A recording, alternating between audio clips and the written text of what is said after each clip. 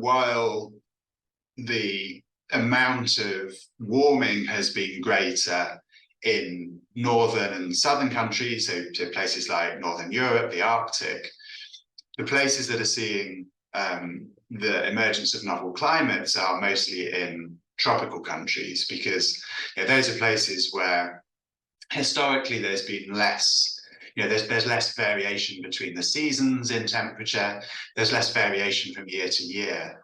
And so it's in these places that biodiversity is being exposed to new climatic conditions.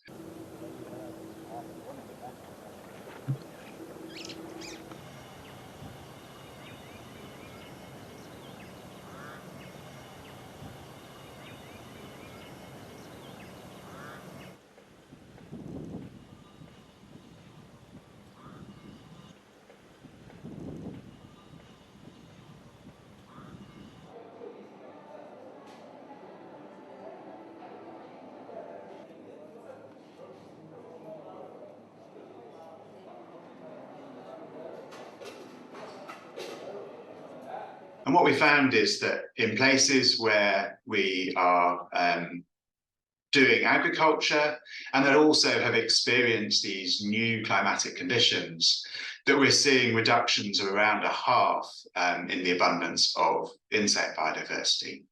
What was particularly striking in this study is that those combined effects of agriculture and climate change are even stronger for pollinating insects than they are for insects overall. And so where we are farming and in places that have seen a lot of climate change, seeing the emergence of new climates, we're seeing reductions in pollinator biodiversity of over 60%.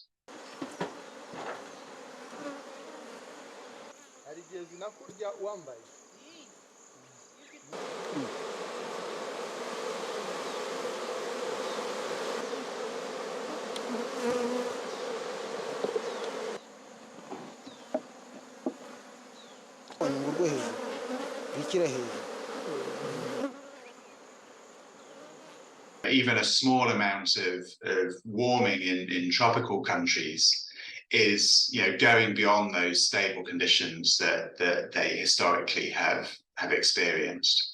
And also, of course, because tropical countries are already very hot, then any increase in temperatures is making them extremely hot. So they're also being exposed to extremes of temperature.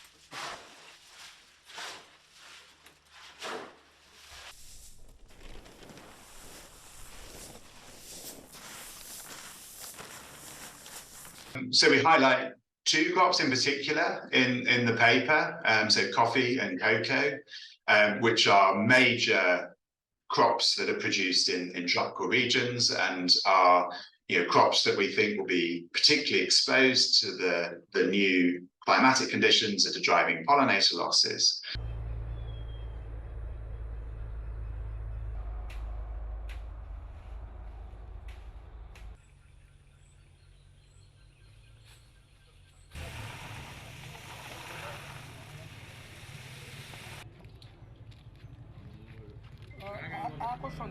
But there's a whole suite of other crops, so many sort of small fruits, nuts that are grown in tropical countries that will also, they're not grown in the same quantities as coffee and cocoa, but they provide vital variety to human diets, important nutrients to human diets.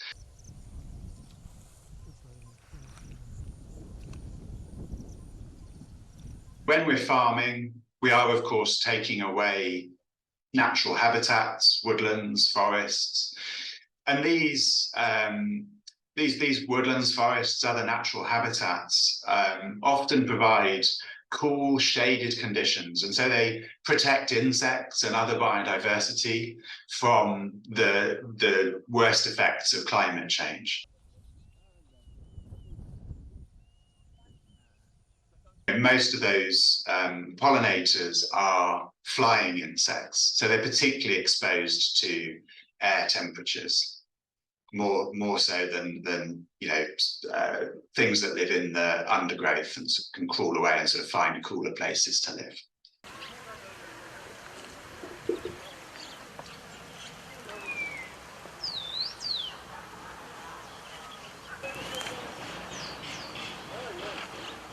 Loss of pollinators to put at risk the production of crops, and this will probably mean that the yields of crops reduce, and so we might need more land. We might need to put in sort of expensive alternatives to animal pollination. So some crops are already being hand pollinated because there aren't enough pollinators available within the farmland.